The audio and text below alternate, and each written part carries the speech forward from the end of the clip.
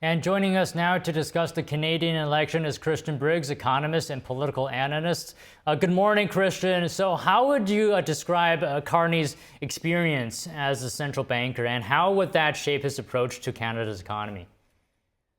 Well, first of all, thanks for having me. And let's go right to Carney. It's a great question you ask. What's interesting is how he's backpedaling already on both the carbon tax and the tax hike that he already had been in favor of with Trudeau.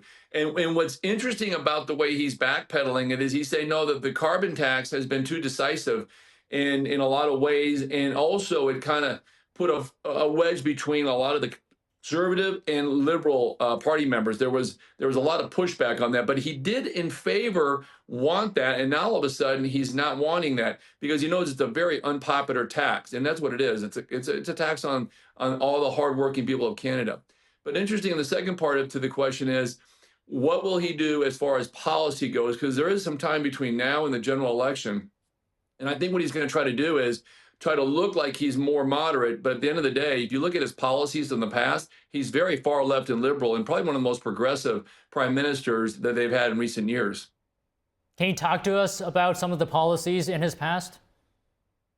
Sure. Okay. Great question. Again, let's go over what was always been in the world of politics. Look at what they vote for versus what they say they're going to do. So the policies of the past have always been far left, higher taxes. The carbon tax alone has put a huge strain on the energy costs, energy pricing for Canadians. In fact, it's some of the highest energy costs per capita in the world today, is because this whole idea that you can actually take the energy of what Canada has, which is incredible natural resources, put a tax on the usage and then apply that to the companies. Well, the companies obviously are going to offset that to the consumer. So his past record has been high taxes, high regulatory environment, and quite honestly, it's been more of a high level of socialist type economy than pretty much anywhere else in the free world that you can actually say is still free. So his past has maybe kind of starting to come to haunt him a little bit. So we'll see how this goes in the next few months.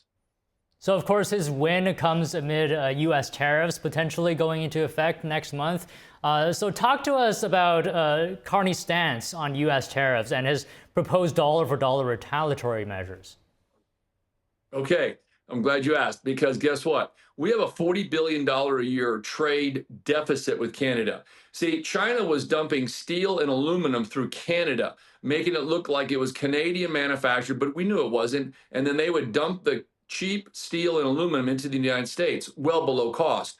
And that's called predatory selling. And China's been doing that for decades. They use Canada as the byproduct. So Trump's tariffs, when he came out in the recent weeks saying, I'm going to start taxing Chinese steel and aluminum, what he was saying was, I'm taxing what's coming through Canada into the United States as a predatory selling. So the tariffs that Trump's applying to Canada really is trying to level the playing field. Now, I like how Carney is saying, oh, well, we're going to match it dollar for dollar. I don't think the economy of Canada, which is relying on the United States from the consumption side, is able to take on a $29 trillion economy. It's not going to happen.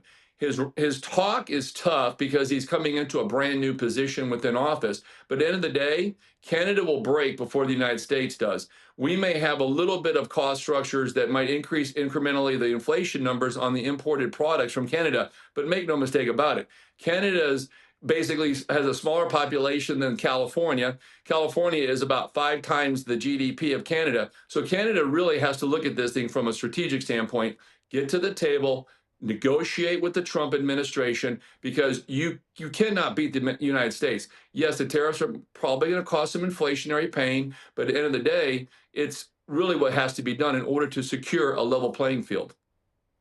And what are your thoughts on some recent polls which are potentially suggesting a narrowing gap between the liberals and conservatives? What are the factors that's driving this? Well, I saw that, and I got to tell you, I was a little bit taken back by how much the liberals have made up a lot of the popular polls, especially among more moderate to right voters in Canada. I was actually following that as well. what I think what's happening is Canadians and as a whole have become desperate from energy costs, food costs, labor.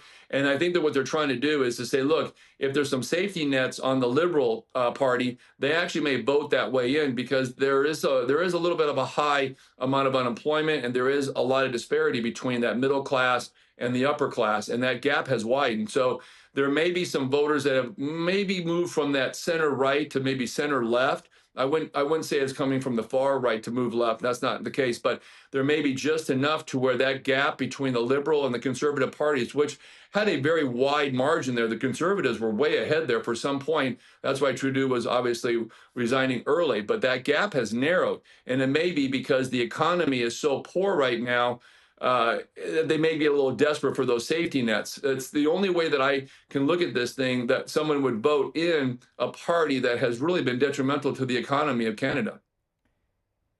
And do you think Trump's win this past election in the United States, is that having an impact on how Canadians are voting, the politics over there? Another great question. It very well may be. I've actually been asked that before, but you did it in a good way. Could it directly affect some of the voting?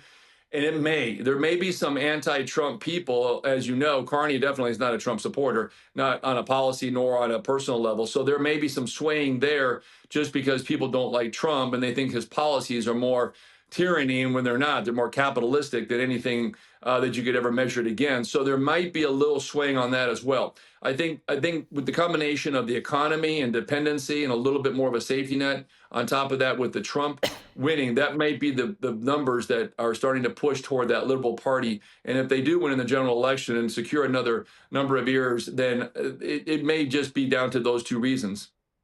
And just one final thing, your view on which party looks to be in the lead right now?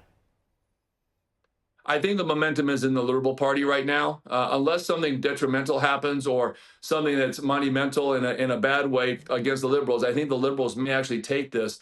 Now, that doesn't mean the Conservatives aren't going to put a heck of a good fight and utilize actual analytic numbers about how Canada is today versus it was, say, 5 years ago or even 10 years ago.